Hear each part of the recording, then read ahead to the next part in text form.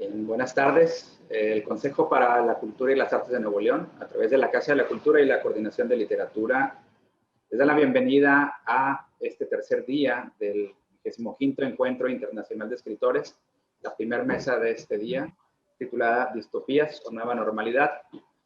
Nos acompaña León Plasencia Añol. Bienvenido, León. Hola, Gildardo, buenas tardes. Hola, ¿qué tal, Gildardo? Y Brenda Navarro, quien estuvo en las actividades previas con un taller el 10 y 11 de noviembre. Sí, hola. Hola a todos. La semblanza de nuestra moderadora, Silvia Georgina Estrada. Ella nació en Monterrey en 1982, es periodista cultural y editora. Es autora de los libros La Casa Abierta, Conversaciones con 25 poetas y El Libro del Adiós. Su trabajo se ha publicado en revistas y antologías de poesía, cuento y periodismo cultural. Entre sus reconocimientos destacan el Premio Nacional de Cuento Relato de mi Hijo y el Premio de Periodismo Cultural Armando Fuentes Aguirre, que ha recibido en 14 ocasiones. En 2014 fue reconocida con el Premio de Trayectoria Cultural que otorga la Universidad Autónoma de Coahuila. Es coordinadora, asimismo, del Seminario Amparán, un proyecto de coworking y colectivos literarios mexicanos apoyado por el FONCA. Sin más, te doy la pauta, Georgina, para comenzar. Bienvenidos. Muchas gracias, Gildardo, y hola, buenos días a todos. A nombre del Consejo para la Cultura y las Artes de Nuevo León, les damos la bienvenida al 25 Encuentro Internacional de Escritores, Escritura e Incertidumbre. Gracias por acompañarnos en esta primera mesa titulada Distopías o Nueva Normalidad. Nos acompañan Brenda Navarro, Juan Pablo Villalobos y León Plasencia Añol. Mi nombre es Silvia Georgina Estrada y estaré moderando esta mesa.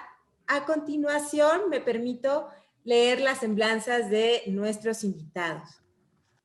Brenda Navarro, Ciudad de México, 1982, escritora, es autora de la novela Casas Vacías, Sexto Piso, traducida al italiano, holandés y portugués y premiada por el English Pen Translation Award 2019 en Reino Unido, maestra en estudios de género, mujeres y ciudadanía por la Universidad de Barcelona, especialista en economía de género y licenciada en sociología por la Universidad Nacional Autónoma de México, la UNAM. Diplomada en Derechos Humanos con especialidad en acceso a la justicia por la Universidad Iberoamericana, fundadora del proyecto Enjambre Literario 2016-2020, integrante del comité organizador del encuentro Escritoras y Cuidados, y ha colaborado con medios como El País, Picara, Magazine, La Marea, Milenio, Tierra Adentro, entre otros. Y bueno, la siguiente semblanza que les voy a compartir es Juan Pablo Villalobos, Guadalajara, 1973. Es autor de las novelas Fiesta en la Madriguera, Si viviéramos en un lugar normal, Te vendo un perro, No voy a pedirle a nadie que me crea, Premio Herralde de Novela 2016, y La invasión del pueblo del espíritu. Es también el autor de la crónica Yo tuve un sueño, el viaje de los niños centroamericanos a Estados Unidos, y de la novela infantil Un viaje cósmico a Puerto Ficción. Sus libros han sido traducidos a más de 15 idiomas.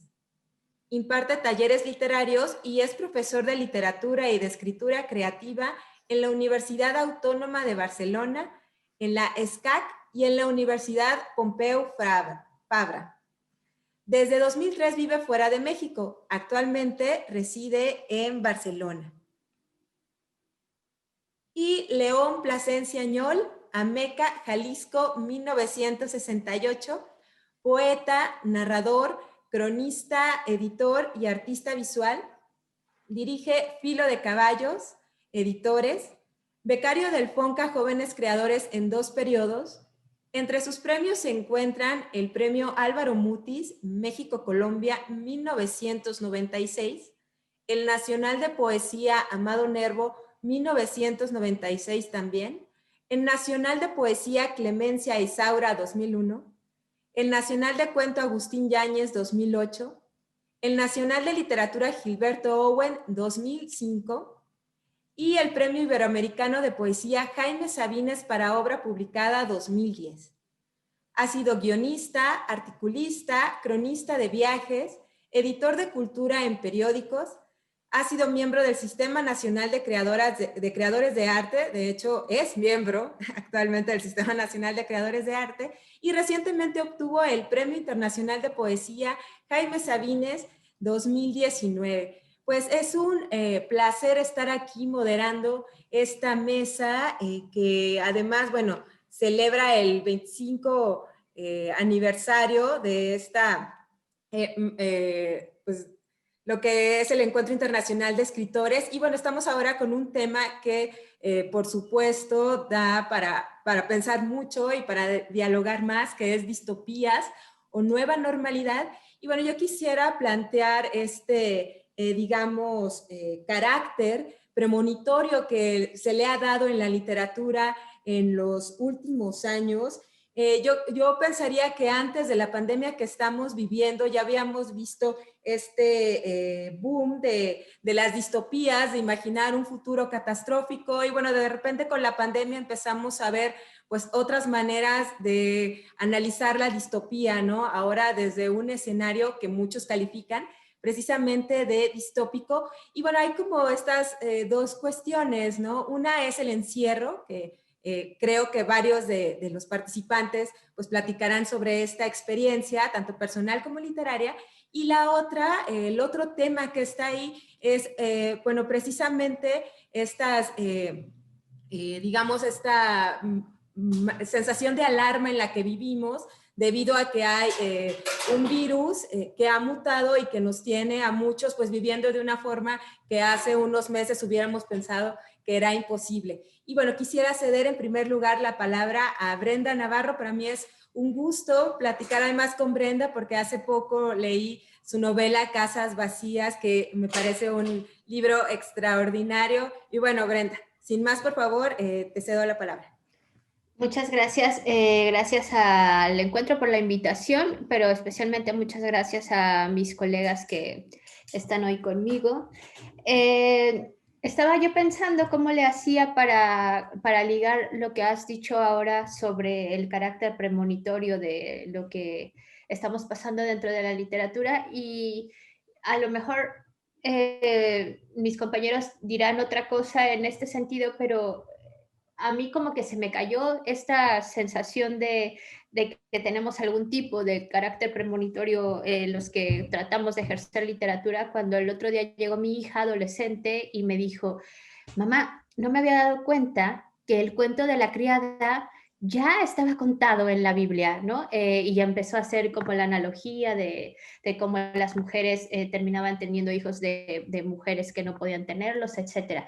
Y ahí me di cuenta como de que claro, que fin del mundo, que sigue sin ser fin del mundo porque estamos en noviembre y no nos hemos muerto todos los que se premonitoreaba que iban a morir, pues más bien, más que carácter premonitorio, creo que somos observadores, ¿no? De la realidad, del comportamiento del ser humano, de las mujeres. Entonces, más que premonitorio, creo que es simple observación, y tampoco es que se esté, digamos, encontrando el hilo negro del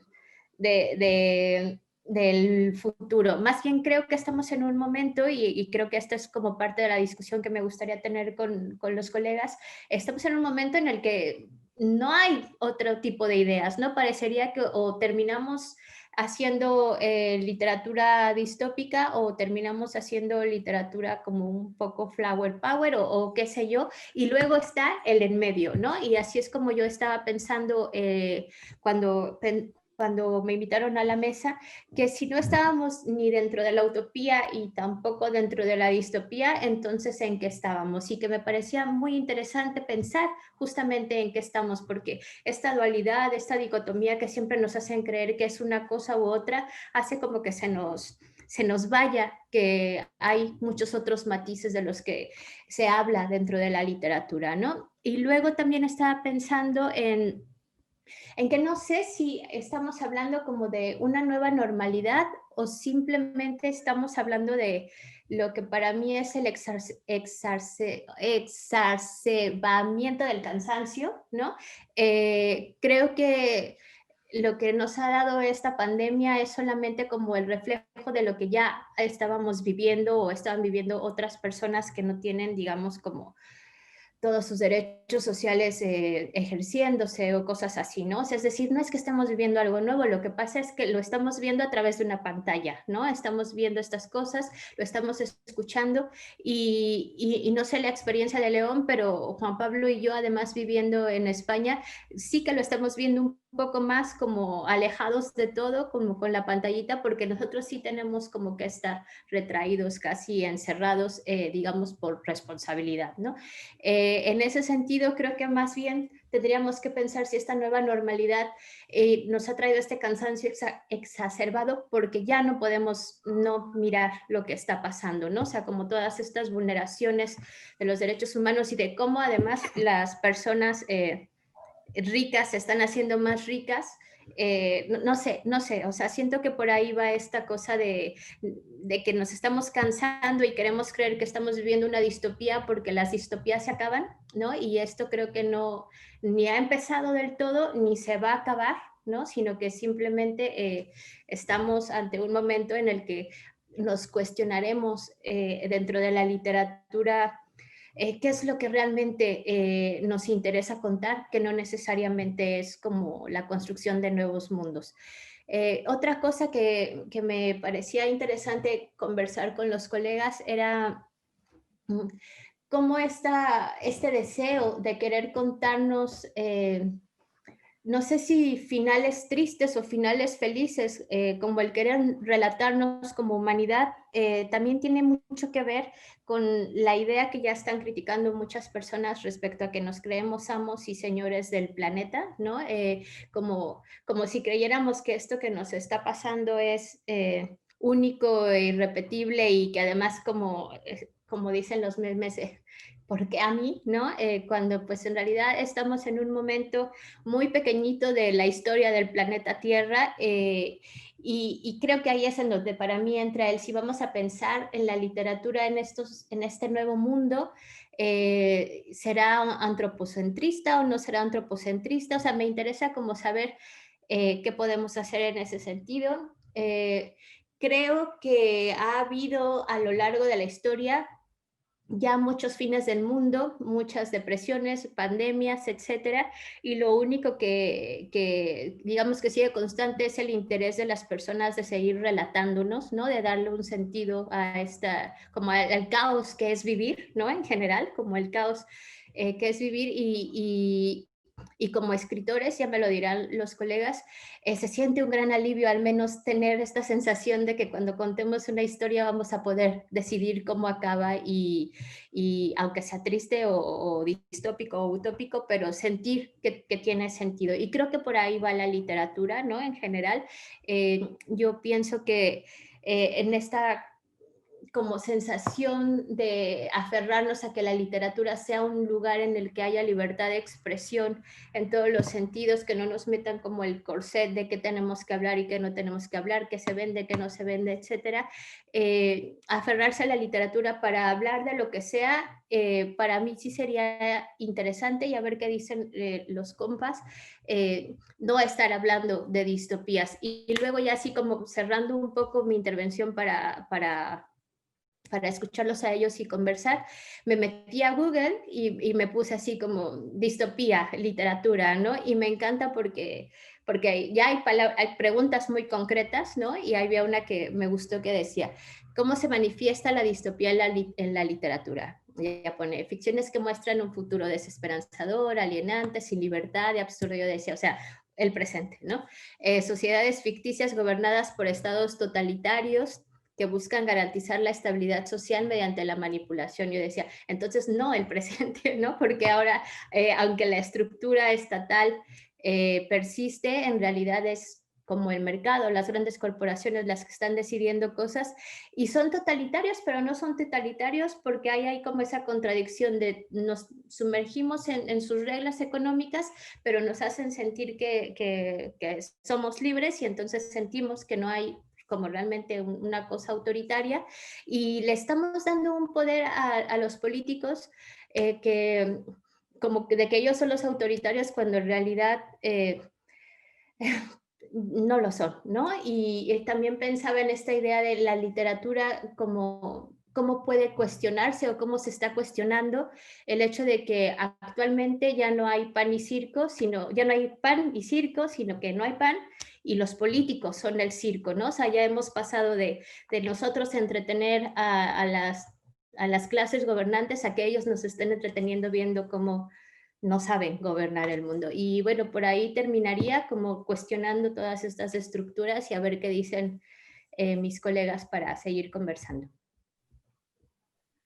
Sí, bueno, justo esto que menciona Brenda del consumo espectacularizado de la realidad, como si todo lo que las noticias fueran este eterno show, ¿no? Y que esto también se relaciona mucho con nuestra idea de la distopía filtrada por la pantalla.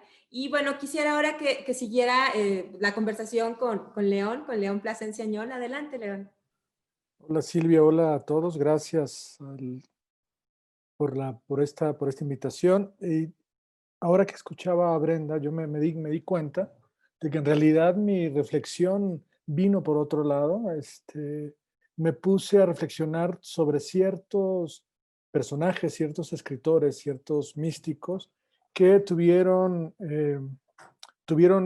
un tiempo de encierro o que buena parte de su vida estuvieron encerrados y de alguna manera eso cómo permeó su vida, cómo permeó su obra.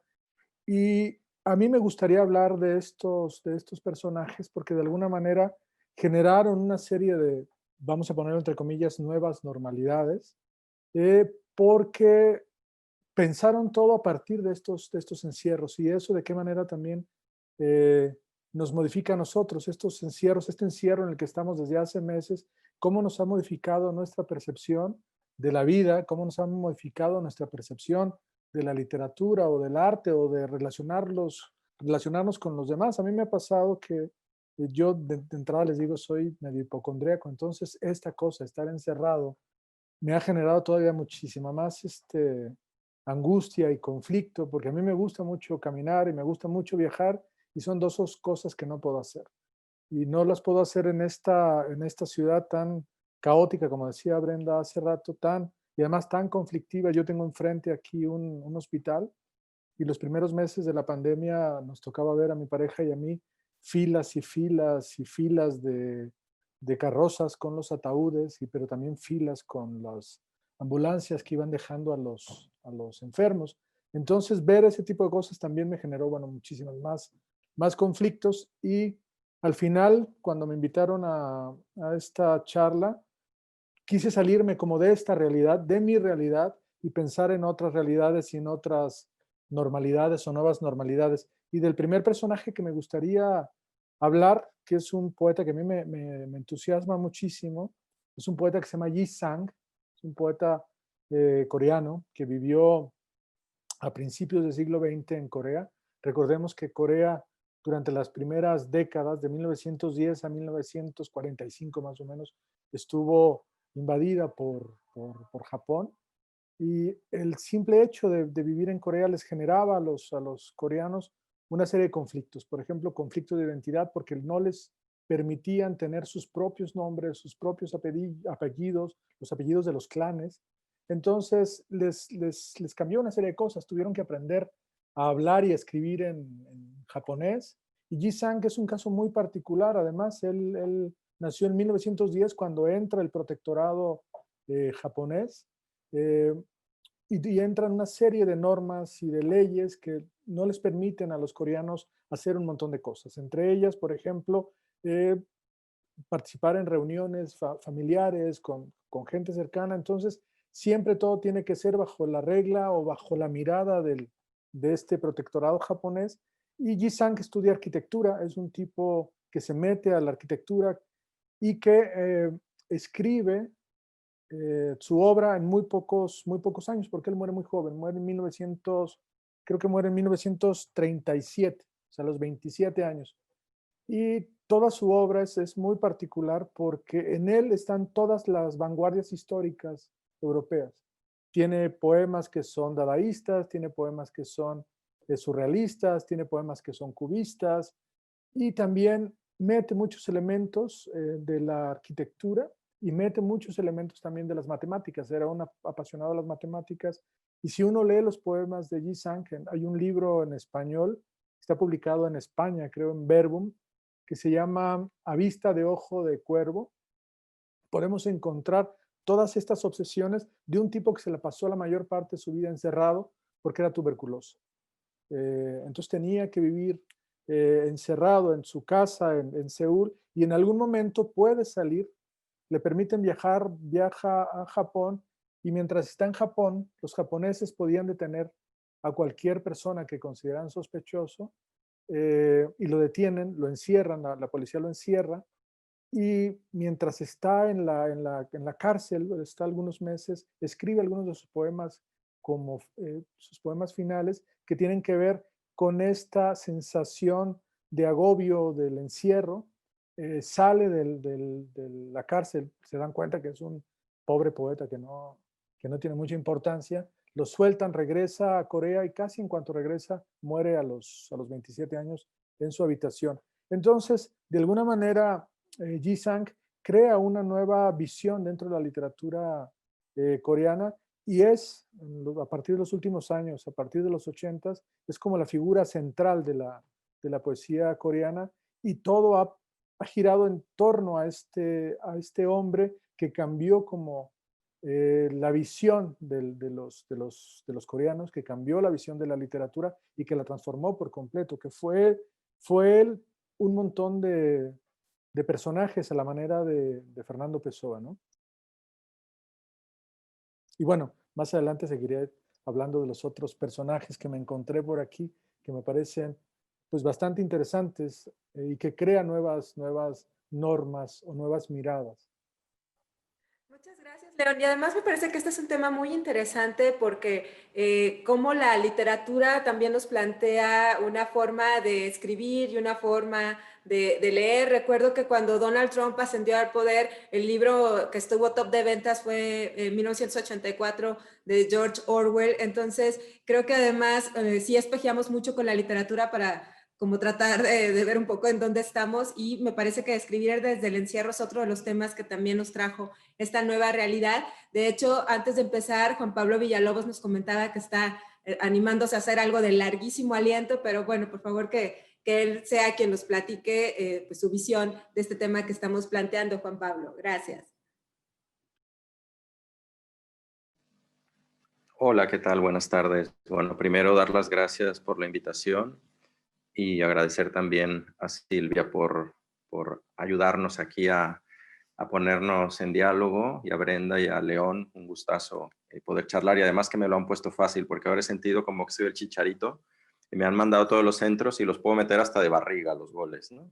Es como que ya vengo al final porque por primera vez en la vida el apellido me ha dejado en una situación de franca ventaja, ¿no? Y ahora voy a meter los goles solo de rebote incluso. Bueno, primero lo que comentaba Silvia del carácter predictivo de la literatura.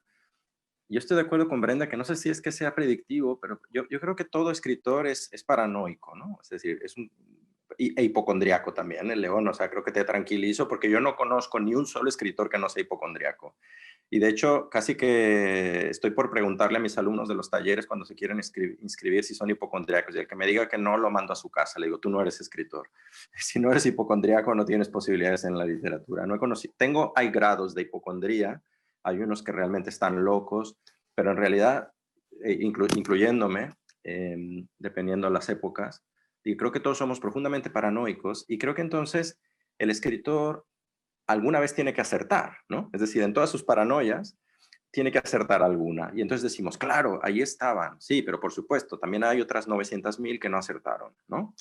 En esas proyecciones. Pero sí me llamó la atención que en los últimos 2 años, en los talleres que yo estuve haciendo, incluso en México, donde tuve la suerte en los 2 veranos anteriores a este, de pasar todo el verano en México y de estar viajando, inclusive en Monterrey, de un taller muy grande.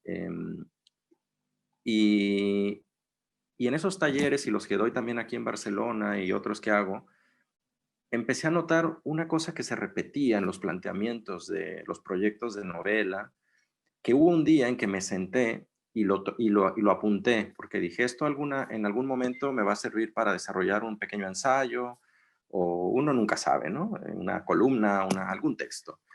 Y lo que apunté en ese cuaderno, que lo recordé cuando empezó la cuarentena, era el planteamiento narrativo, digamos, el que permitía que se empezara a mover algo, una novela, un relato, etcétera. Y era, un personaje se queda encerrado en un sitio del que no puede salir. Ese era el planteamiento. Estaba en muchísimos textos que yo había leído en Puebla, en Monterrey, en Barcelona, por talleres virtuales, etcétera. Se repetía ese planteamiento.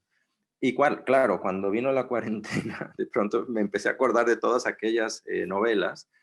Muchas de ellas eran un tanto absurdas o kafkianas en el sentido de que el personaje no sabía por qué estaba encerrado, no descubría por qué no le dejaban salir, es decir, había un carácter ahí un tanto a veces onírico, a veces absurdo, pero es verdad que, insisto, no sé si era algo que ya estaba flotando en el ambiente, por decirlo así, y como decía Brenda, simplemente los escritores lo que hacemos es observar, ¿no?, las señales que ya están por ahí, que quizás en algún sentido también somos un poco como esos perros pequeñitos que también son muy paranoicos y le tienen miedo a todo, ¿no?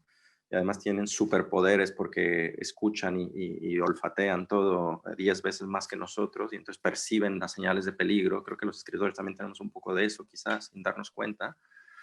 Y creo que por ahí va el tema de haber acertado en algo que había suficientes señales. Tuvimos también en México particularmente el caso de la gripe que fue la porcina, ¿no? ¿Cómo se llamaba?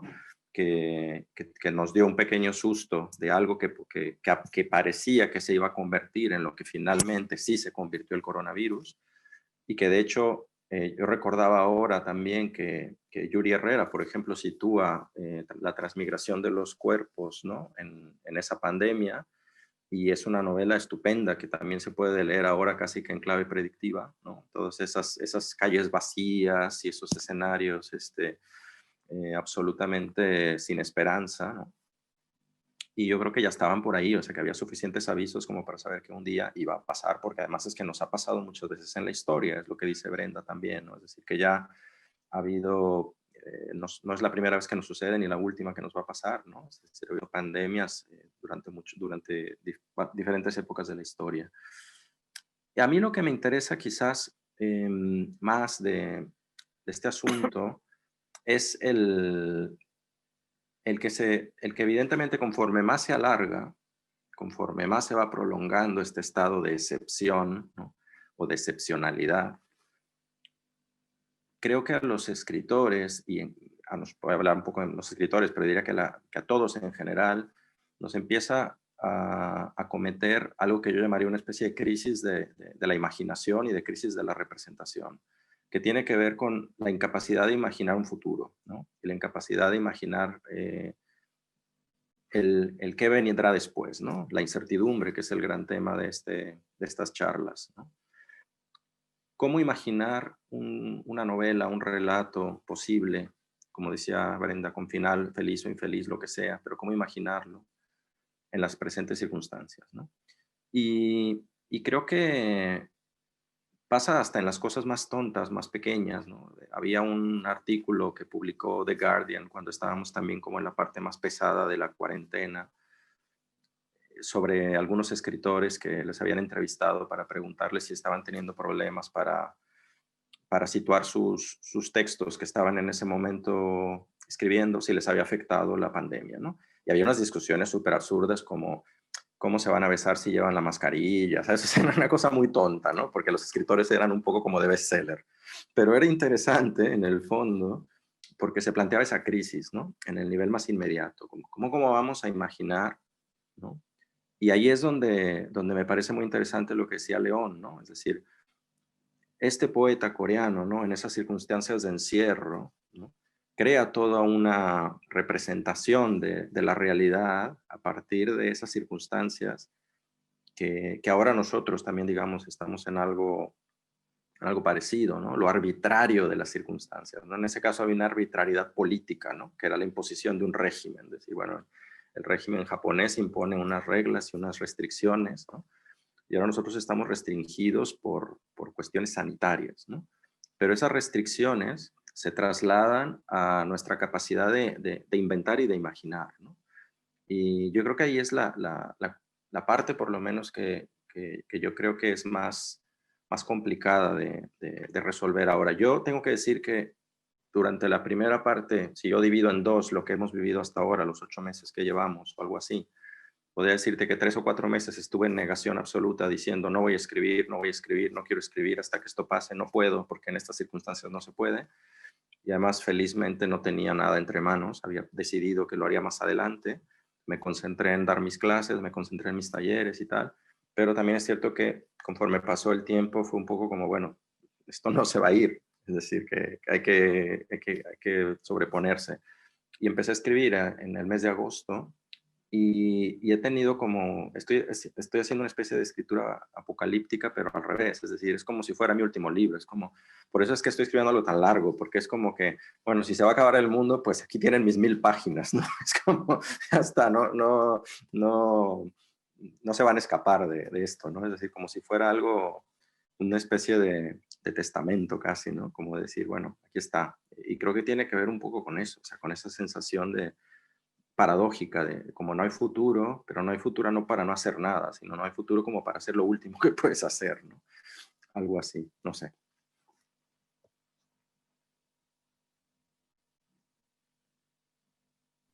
Ay, perdón, mi micrófono no quería reaccionar, pero ya reaccionó. Muchas gracias, Juan Pablo. Y a mí me interesa mucho de lo que se ha platicado y pues como vamos a regresar con Brenda, algo que se mencionó que es esto de que la distopía solía ser esta respuesta a un mundo opresivo con una carga fascista y que ahora, bueno, las cargas que enfrentamos en esta realidad para, digamos, imaginar un futuro, pues siguen siendo opresivas y de otro carácter. Al principio de la pandemia, Zizek, en este libro express que escribió sobre el proceso, ¿no?, de la cuarentena y pandemia y demás, pues decía que esto nos iba a acercar más como una especie de colectividad y comunismo y que el dinero se iba a repartir y pues nos estamos dando cuenta de que, como bien mencionó Brenda, pues no, los millonarios se están haciendo más millonarios y pues siguen siendo los mismos de siempre. Además, y bueno, yo quisiera dejar esto planteado para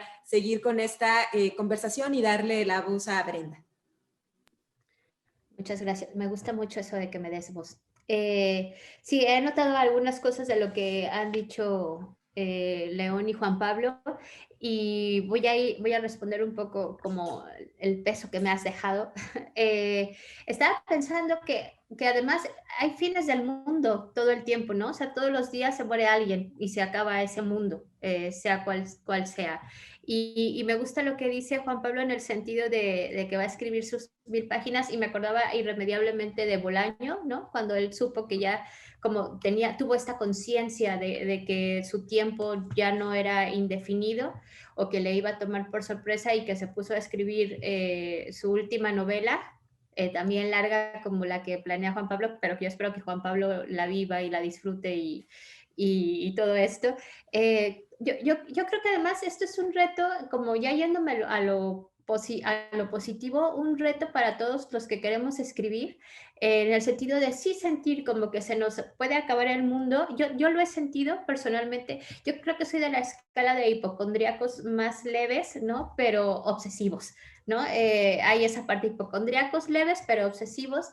Y yo creo que sí, estoy un poco obsesionada en el que, o sea, esto no nos va a hacer mejores personas, ni nos va a hacer mejores sociedades, ni nada, pero sí nos ha hecho darnos cuenta de la fragilidad de lo que es la vida humana y de cómo se va, ¿no? Y de cosas que teníamos, digamos, que dábamos por sentadas, no hay nada por sentado. Pensaba, por ejemplo, en un cartón del caricaturista El Roto que decía de España, teníamos la mejor sanidad del mundo hasta que nos enfermamos, ¿no? Y yo creo que se puede trasladar socialmente. Teníamos una sociedad democrática maravillosa hasta que nos dimos cuenta de que no, y así. Y creo que en el tema de escritores, creo que es como teníamos una gran vida por escribir miles de libros y creer que un día podríamos aspirar al Nobel, hasta que nos dimos cuenta que no, ¿no? Que aunque ya sabíamos que nos íbamos a morir, la fragilidad está ahí y sí está,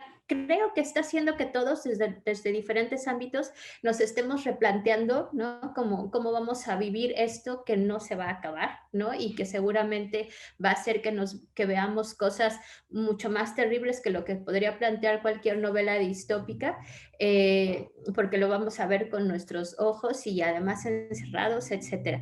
Y también retomaría un poco lo que cuenta León sobre el poeta. Estaba pensando, por ejemplo, en el Conde de Montecristo, ¿no? O sea, cómo el pensar, el que podemos tener espacios en el que nos sentimos pues oprimidos, que no podemos salir, que no podemos tener como vida en sociedad, hace que nos replantemos cosas casi que filosóficas. Y yo, y lo tenía apuntado cuando los estaba escuchando, que dije, yo iba a decir también esto. Yo creo que vamos a escribir una literatura, como sea, con el género que sea, como más conscientes de que puede ser nuestra última literatura, de que somos escritores como de tránsito, que no veremos qué va a pasar estructuralmente en el mundo y que sí queremos como que dejar nuestro grano de arena. Es decir, tristemente no es que vayamos a dejar de escribir, sino que queremos escribir más, me parece, que ya traemos como estas ganas de querer encontrar respuestas, aunque no sé si las vamos a tener, ¿no? Y esto pasa socialmente, es como cuando hablamos de lo... de lo obvio, ¿no? Por ejemplo, me meto así como el feminismo, ya sabemos todas las cosas que existen, ya sabemos que nos están violentando los derechos, ya sabemos que se ha hecho de una, de otra forma, etcétera, y de pronto es como, vale, ya anunciamos todo y ahora ¿qué vamos a hacer? Y estamos como en esa cosa de qué vamos a hacer y estamos a hacerlo y error, práctica y error, práctica y error, y así creo que va a ser la literatura, y de entre esa literatura de práctica y error habrá personajes como Gisán o como Juan Pablo que nos dejarán novelas maravillosas por estos encierros, ¿no?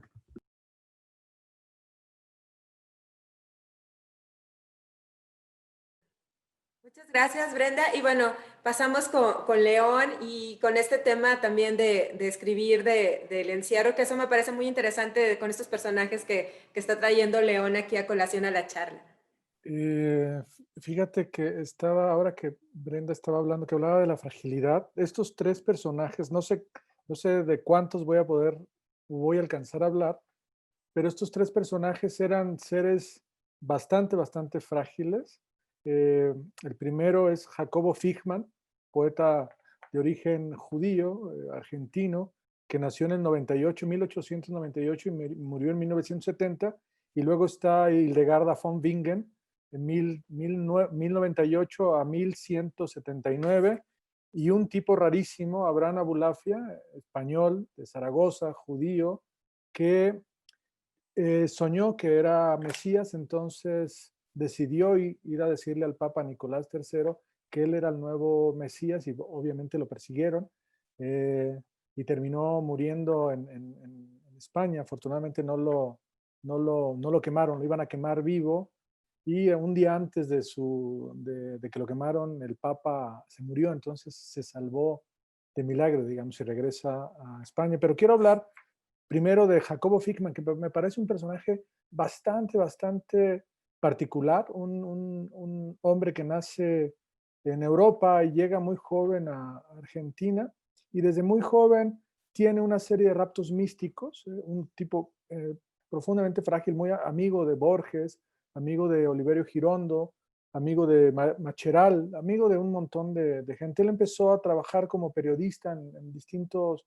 periódicos, y en los años 20 se convierte, a finales de los 20, se convierte al catolicismo. Este poeta de origen judío se convierte al catolicismo, y empieza a tener una serie de raptos, de visiones, y se da cuenta que la única posibilidad para ser feliz es a través del encierro. Y él mismo, él decide irse al Hospital Borda, que está en Buenos Aires, a encerrarse. Él se la pasa la mayor parte de su vida encerrado, con un solo traje. Él es feliz con un solo traje, se despoja absolutamente de todo y construye su obra poética y su obra pictórica. No solamente era poeta, era un pintor extraordinario, y a veces decide salir de este encierro para, para encontrarse con el mundo, digamos, pero siempre regresa a este hospital. En los 20, antes de que decida encerrarse, hace un viaje a Europa, es como el regresar de nuevo a sus orígenes, decide ir a Francia, encontrarse con todos estos escritores y artistas que están trabajando a partir de otra vez de las vanguardias históricas, y conoce a Breton, a Éluard, a Artaud, se charla con Antonin Artaud, y por ahí quedó en una de las entrevistas últimas que le hicieron, no sé si sea verdad o mentira, dice que se enfrenta, que habló con Artaud en un café en la Coupole, y dice, lo cito textualmente: con Artaud nos conocimos en un café en la Coupole, estuvimos a punto de pelearnos. Yo me identificaba con Dios y él con el diablo, y el conde de Lautréamont era un loco perverso. Se había entregado a los vicios y hacía con ellos poesía. Entonces, después de este viaje, digamos, el único viaje importante que tiene, regresa a Argentina y decide recluirse, vive en este hospital, y los últimos años de su vida está obsesionado con un árbol. A este árbol va a hablar con él, le lee sus poemas, le muestra sus dibujos, crea una relación particular con este árbol, y en los años 60, Astor Piazzolla y Horacio Ferrer escriben una canción que está dedicada a Jacobo Fickman, que se llama Balada para un Loco, una famosísima canción, un famoso tango, y se vuelve muy famosa esta canción. Invitan constantemente a Piazzolla a que la toque en el hospital psiquiátrico, en el Hospital Borda. Esta Balada para un Loco, todos los locos, digamos, estos seres diferentes enloquecen literalmente con el tango. Y Piazzolla sabe, le dicen que está ahí Fickman, y dice que él lo quiere conocer. Entonces le avisan a Fickman que Piazzolla está dispuesto a charlar con él, se pone muy feliz. Fickman plancha este traje que tenía, lo plancha delicadamente para enfrentarse, para conocerlo. Hablan los dos en el jardín del Hospital Borda, y en algún momento muy serio, Fickman lleva a Piazzolla al árbol, le presenta al árbol, le dice que es su compañero de vida, y le pregunta, le hace una pregunta muy específica a Piazzolla. Le dice, disculpe, ¿a usted le gusta Bach? Y Piazzolla se queda sorprendido y dice, sí, claro, me gusta Bach. Dice, bueno, es que quien escucha a Bach, quien ama a Bach, ama la muerte. Y Piazzolla se queda sorprendido y dice, bueno, ¿qué le pasa a este hombre? Se despiden y al poco tiempo muere Fickman, y luego encuentran en un baúl, encuentran toda su obra, esta obra que no se había publicado del todo, y descubren que los raptos místicos probablemente tenían que ver con una serie de cosas que también le pasaron a Hildegarda von Bingen, que son una serie de destellos que vienen de la migraña. Cuando se padece migraña, antes de que llegue la migraña, hay como fosfenos, unos destellos que Hildegarda von Bingen confundía con la visita de los ángeles. Entonces, si quieren, puedo parar aquí un momento y luego seguimos charlando, para no extenderme. Sí, pero después, bueno, sigue la intervención de Juan Pablo, y después darle unos minutos a quienes nos están acompañando para que también se integren a la conversación y hagan sus preguntas. Adelante, Juan Pablo.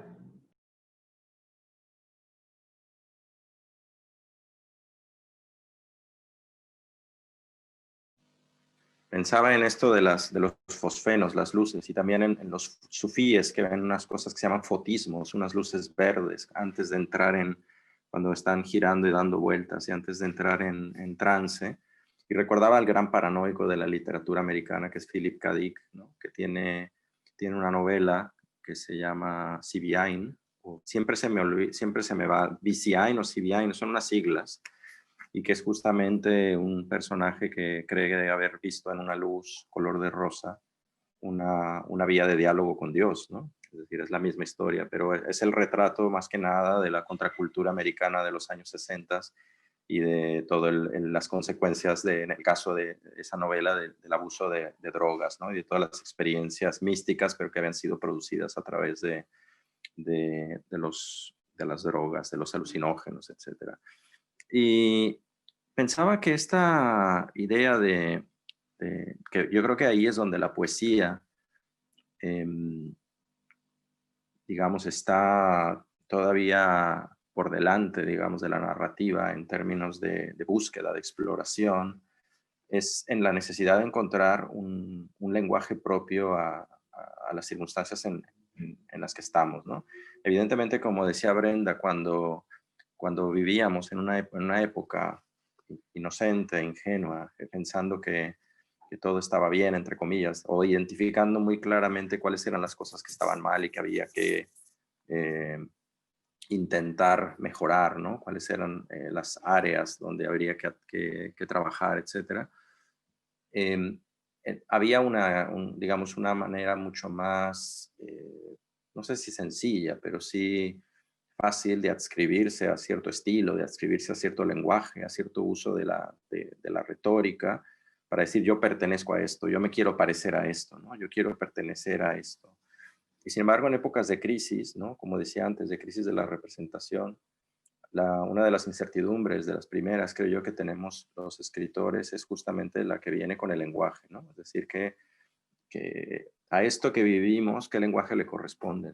Y qué uso de la sintaxis, por ejemplo, también le corresponde, ¿no? Y creo que ahí la poesía está a años luz de la narrativa, o sea, está muy, muy adelante, ¿no? Y por eso veo muy bien traídas los personajes de León, porque es justamente esos personajes no necesitaban estar en una pandemia global para plantearse el confinamiento, incluso hacían confinamiento voluntario, ¿no? Como este personaje Figman, que ya es como la necesidad de encerrarse para poder. Y también recordaba a Juan Emar, escritor chileno, que se confinó también en una finca.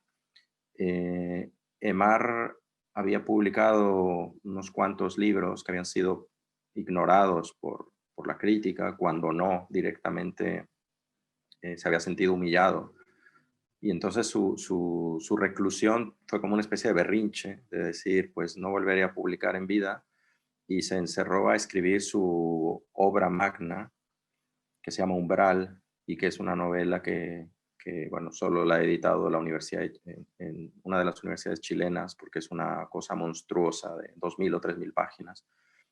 A quien le interese, hay un PDF que se puede descargar de la biblioteca de la Universidad de Chile.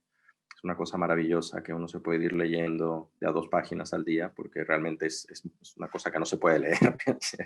es verdaderamente monstruosa, pero también él tuvo la necesidad de confinarse para poder producir, digamos, sin restricciones, que eso es lo curioso, ¿no? Es decir, al final hay esa paradoja, es decir, o estás en el mundo o no estás en el mundo, y también existe ese estereotipo de que el escritor tiene que aislarse para poder escribir, y por eso muy al principio de la pandemia seguramente Brenda, León, alguien les dijo, uy, pues para ti muy bien, ¿no? Porque si los escritores tienen que estar encerrados, tienen que estar escribiendo, y para ti muy bien, ¿no? Y yo pienso, no, para mí no, porque yo estoy con León. Yo, por ejemplo, escribo caminando, ¿no?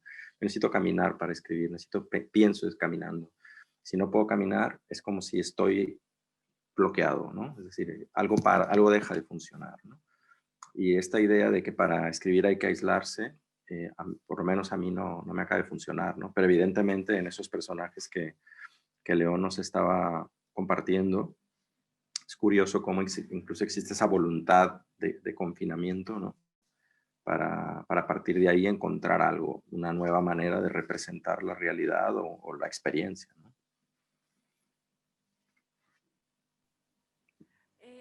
Bueno, yo pienso en esta cosa que dijo Juan Pablo hace un momento sobre la novela de Yuri Herrera, La transmigración de los cuerpos, que los personajes principales se convierten como en una especie de puente entre los encerrados, ¿no? Porque se dedican a arreglar entuertos como poder ayudar a la demás gente que está encerrada, en este caso, a intercambiar los cuerpos de dos personas muertas, ¿no? Y entonces también creo que en esta época también están quienes están en el encierro y quienes no lo están, y cómo nos relacionamos justo en estas distintas posturas o formas de vida que nos toca en la pandemia. Y bueno, quisiera ver si alguno de nuestros, de quienes están aquí de la audiencia, quiere sumarse con alguna pregunta.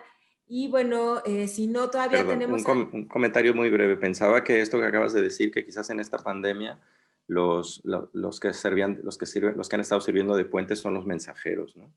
Los que trabajan en, llámese Uber, Globo, Amazon, etcétera. Estos están ahí recorriendo las ciudades, entregando cosas y haciendo. Y quizás la gran novela que está por escribirse sería la novela del repartidor.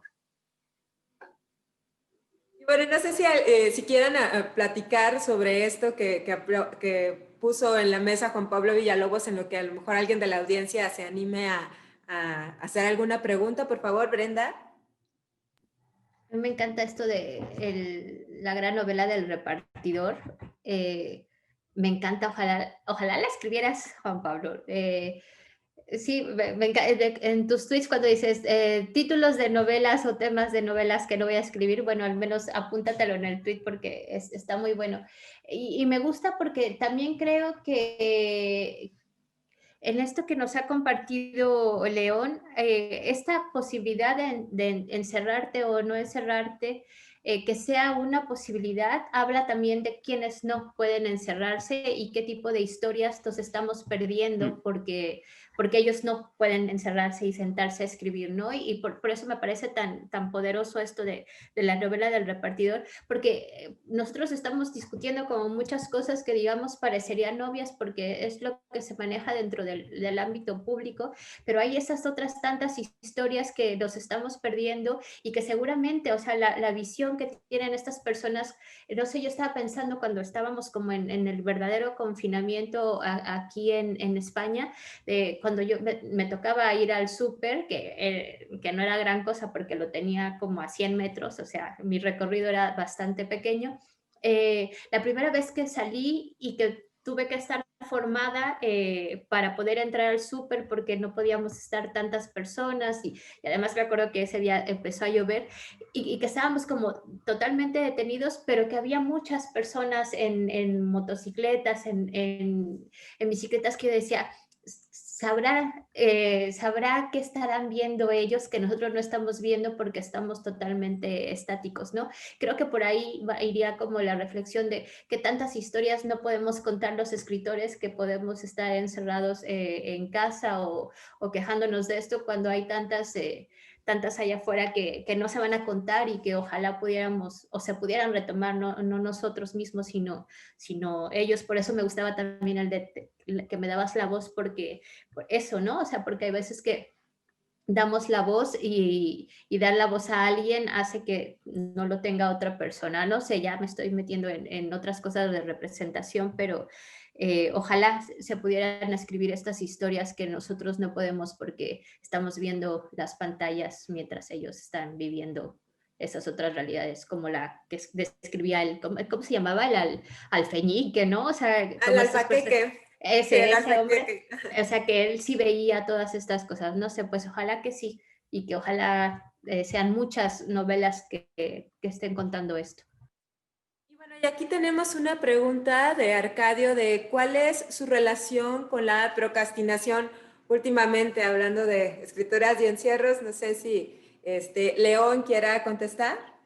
Claro, claro. Mira, al principio de la cuarentena, yo creo que nos pasó a todos, estaba completamente desubicado, no sabía qué hacer durante algunos meses. Estuve solo viendo películas y series porque ni siquiera podía leer. Y llegó un momento que dije, bueno, esto creo que va a durar muchísimo más, entonces hay que volver a activar las cosas. La pandemia, la cuarentena sirvió para lanzar la escuela que estoy dirigiendo ahora, la escuela de escritura. Y aparte terminé un libro sobre Thelonious Monk, un libro de poemas, y terminé una novela y estoy trabajando muchísimo. Entonces, estoy dando talleres por todos lados, clases, y estoy a punto de preparar mi nueva exposición. Entonces me ha servido de pronto el encierro para trabajar mucho más, y también por la hipocondria me la he pasado haciéndome estudios clínicos. Acabo de hacerme esta semana una serie de estudios porque, lo cuento rápidamente, me picó una araña hace como 3 semanas. Una de estas, parece que es la violinista, me fue de la patada, y el médico me dijo, tienes que hacerte estudios porque probablemente tienes problemas de corazón por lo de la araña, y pensé que sí tenía infartos, que tuve como 5 infartos durante 3 días seguidos, hasta que fui a hacerme los estudios. Pero bueno, me ha servido como para replantearme un montón de cosas y para trabajar un montón más, ¿no? Bueno, yo voy a contestar así. Yo quiero saber quién ha podido procrastinar porque sí le tengo mucha envidia, pero muchísima. Yo desde el día 1 del confinamiento en España puedo decir que nunca había tenido tantas cosas que hacer en Vale. toda mi vida. En toda mi vida nunca había hecho tantas cosas. Me han traído el mundo público a la casa, ¿no? De pronto yo digo, a ver, basta, ya no quiero más vida pública porque la hemos tenido, o sea, mi pareja, mis hijas, todo el mundo se ha traído el mundo público acá y ha sido muy desgastante. Y lo peor para mí es que hemos sobrevivido, ¿no? O sea, a pesar que estamos trabajando mucho, estamos muy cansados, nos han traído muchísimas cosas, lo estamos haciendo, ¿no? Entonces es como un bloqueo, ¿cómo se dice? Nivel desbloqueado, ¿no? Ya sabemos que podemos vivir bajo muchísima más presión, y yo no sé si eso sea bueno para los que saben cómo manejar la economía, porque ya saben que sobrevivimos, ya saben que podemos hacerlo más, ya saben que podemos estar presionados. Así que quien ha tenido momentos de procrastinación, te tengo mucha envidia, de verdad. Y Juan Pablo, ¿cómo ha sido para ti? Y podría sumar esta otra pregunta que nos hace Julián Razo de si como lectores se han volcado a la lectura con esta pandemia. Yo soy de los Altos de Jalisco, entonces esto es un, y bueno, León lo sabe bien porque sabe bien cómo somos por ahí. Es una zona muy reaccionaria, vamos a decirlo tal cual, ¿no? Y entonces inmediatamente lo digo porque somos muy culposos, ¿no? Nos sentimos permanentemente llenos de remordimiento si no estamos produciendo, si no estamos haciendo algo, si no estamos, el deber ser nos mata, ¿no? Y entonces, por más que uno quiera convencerse de, bueno, esto está muy raro, date tiempo, date tal, no sé, siempre viene esta culpa que te come de ponerte a hacer cosas, de que estás desperdiciando el tiempo. Y además, bueno, al principio sobre todo no podía parar también por un tema muy de que para mí esos son los meses más pesados, marzo, abril, mayo, siempre, por temas de la universidad, de donde doy clases, son los meses más donde tengo más clases y donde después tengo que estar revisando trabajos, exámenes, etcétera, o sea que no podía parar. Y fue peor porque había que hacerlo todo virtual. Y entonces, una cosa que tú preparabas para darla presencial, sabiendo que dialogabas con los alumnos, y entonces a lo mejor tú te preparabas una hora y media de clase, porque sabías que media hora lo tenías de margen para dialogar, pues aquí no te puedes confiar porque el formato virtual no siempre te da esa fluidez del diálogo, y entonces te tienes que preparar las 2 horas de clase. Y entonces era mucho más trabajo, ¿no? Y entonces al final fue como que esa primera parte hasta que terminaron las clases, la verdad que fue un poco peor que lo normal, y con esa sensación de inmovilidad que es muy extraña, es decir, es un cansancio diferente, un cansancio que era solamente mental. Y claro, y de la espalda, de estar sentado mal todo el día, ¿no? Pero no había esta cosa de haberte movido, de haber tenido que correr para llegar al transporte público o algo, no había eso, ¿no? Y luego con la lectura me pasó algo curioso, que es que cambió mucho mi manera de leer. Quiero decir, no solamente lo que leía, porque que de hecho cambió yo creo que para siempre, ¿eh? Leía yo mucha más novela, como primer género, digamos, como lo que yo más leía era novela. Y luego después podría decirte que leía a partes iguales, pues cuento, ensayo, crónica, y poesía, ¿no? Más o menos, un poco así. Y en las primeras semanas de la pandemia me vi incapaz de tener concentración para meterme una novela y continuar, digamos, durante un tiempo de varios días como siguiendo la misma lectura, ¿no? Entonces me di cuenta que no funcionaba y entonces empecé a leer cuento y poesía. Y, y entonces eso ha cambiado, no sé, ha cambiado hasta ahora. Es decir, estoy leyendo menos novela y estoy leyendo mucha más poesía que nunca y estoy leyendo también más cuento. Es raro, no sé si eso ya ha sucedido para siempre o si es un efecto simplemente pasajero, ¿no? Y yo lo recomiendo. Yo sé que hay mucha gente que, así como decía León al principio, que creo que todo nos pasó, ¿no? Que la incertidumbre y lo raro de la situación nos agobiaba y nos impedía concentrarnos. Yo me aferré a leer porque sí, y lo único que me salvó fue el cuento y la poesía, porque es algo que tú te concentras 20 minutos y lees un cuento, o te concentras, bueno, un poema ya no te digo, te concentras 5 minutos o 3 incluso y lees un poema, ¿no? Y te quedas con algo, ¿no? Entonces, yo lo hacía como una especie de manera de sobreponerme a la incapacidad para leer novela. Y al final resulta que ahora leo mucho más eso. Y creo que ya se quedó. Y bueno, Estela Rigel Jaramillo también se unió a la conversación y dice que pensaba que hay muchas cosas que parecería que podrían venirse abajo y no lo hicieron debido a esta pandemia, ¿no? Dice que desempolvamos todas las laptops para poder conectarnos y vivir en esta realidad virtual, y destaca el comentario de Brenda sobre que la distopía termina y esto puede como concluir el debate. Sencillamente es como, dice, un salto, ¿no? Que no hay como una nueva normalidad, porque el pasado, o sea, como que digamos que estamos en un continuo, ¿no? En un continuo de tiempo, y tal vez con eso podríamos cerrar esta conversación sobre cómo pues nuestra vieja normalidad y nuestra nueva normalidad se fundieron, y ahora nos podría resultar un tanto complejo ver dónde están las fronteras, ¿no? En qué momento, sobre todo con esto que platicaron del confinamiento, ¿no? De la creación en confinamiento, de quienes sí buscan el confinamiento, que son los ejemplos que trajo León, ¿no? Sobre las otras voces que siempre han estado ahí, pero que de pronto perdemos un poco de lado. Y bueno, poniendo esto en la mesa, pues quisiera pedirles pues ya sus comentarios finales para cerrar. No sé si Brenda quiera también iniciar esta ronda de cierre. Voy, sí. Bueno, yo quisiera decirle a Estela que yo no quiero cerrar el debate, yo soy anti cerrar debates, que siga el debate, que sigamos pensando, que esto no nos haga sentir como, bueno, ya también así se va a quedar la cosa, porque no, porque justamente yo apelo mucho a ejercitar la imaginación. Además, yo sí soy férrea defensora de la ficción en el sentido de que quiero que se hablen de cosas que a lo mejor pueden parecerse a la realidad, pero que no son la realidad, e ir creando todas esas realidades paralelas, justamente porque ahora sabemos que nos podemos morir en cualquier momento, aunque ya lo dábamos por hecho, pero ahora se siente más real. Y también sí, como que cerraría diciendo, creo que nosotros no lo vamos a ver, pero sí creo que como escritores me siento que podemos dejar muchas cosas ahí para que el debate siga después y todo eso. Y además sí creo en esto que decía Juan Pablo de que él leía poesía y cuento.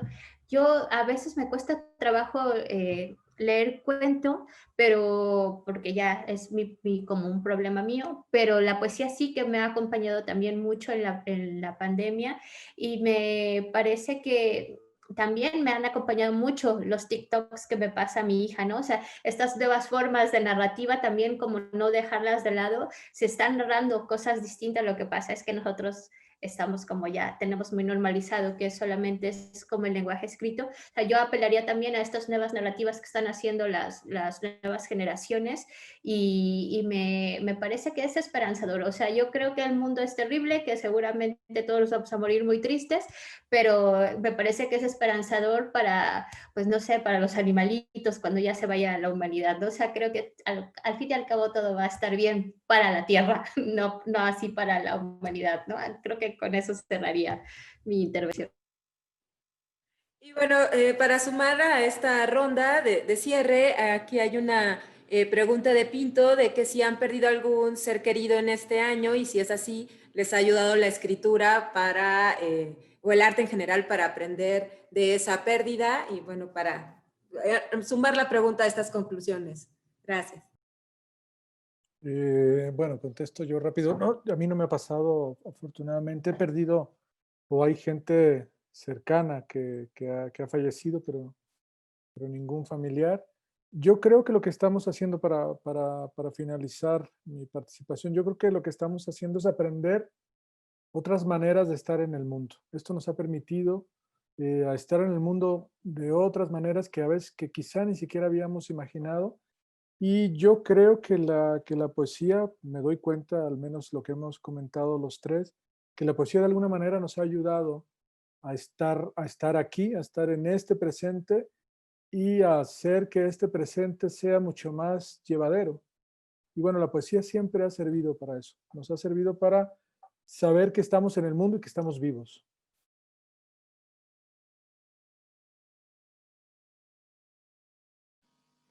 Y bueno,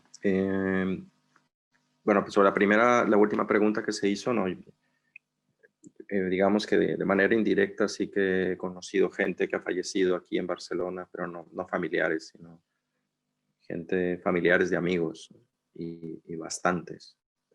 Eso ha sido una cosa, la verdad es que algo impresionante, ¿no? Y creo que al final hay un carácter que puede adquirir la literatura, particularmente la poesía, como estábamos hablando ahora, que tiene que ver con, no sé si con el consuelo, no sé si esa sea la palabra, pero sí con la trascendencia al momento en el que estás y que ese momento puede ser muy doloroso y puede parecer que no tiene salida, ¿no? Y que eso es un poco lo que nos está pasando ahora, es decir, como lo hablábamos, la incapacidad de imaginar un futuro, ¿no? La incapacidad de imaginar qué es lo que va a pasar, ¿no? Y creo que ahí es donde la poesía tiene un valor, ¿no? O lo ha tenido siempre, de hecho, como esa capacidad de representar a través de las imágenes, ¿no?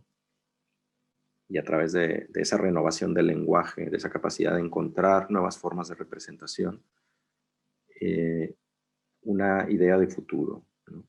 Una especie de luz al final del túnel, como decía Brenda, aunque al final sea solo para las cucarachas que no sobrevivan, ¿no? Es decir, aunque no sea para nosotros, o será para alguien, ¿no? Será para otros, ¿no?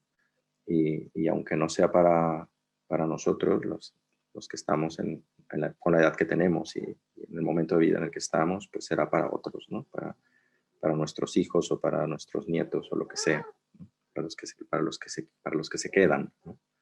Yo creo que sí, hay esa capacidad que tiene la poesía de transmitir esperanza, diría, ¿no? Por simplificarlo mucho, quizás, ¿no?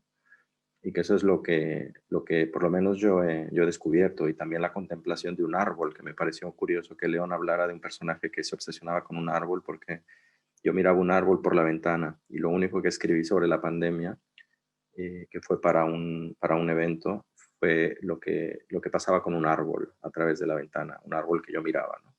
Y que tengo que decir que en cuanto me dejaron salir de casa, ignoré al árbol, por supuesto, porque lo que quería era otra cosa.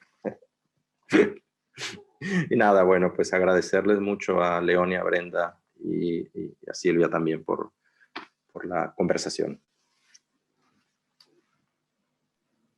Bueno, pues muchísimas gracias por participar en esta mesa Distopías o Nueva Normalidad, que forma parte del Encuentro Internacional de Escritores número 25. Muchas gracias, Brenda, León y Juan Pablo Villalobos por esta conversación. Y bueno, por supuesto, gracias a Gildardo y a Conarte, pues por darnos este espacio para conversar.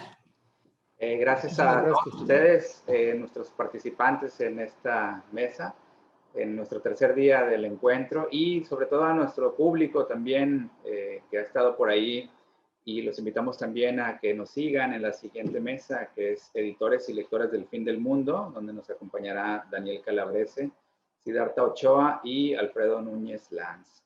Sin más, nos despedimos, esperando que estén bien todos.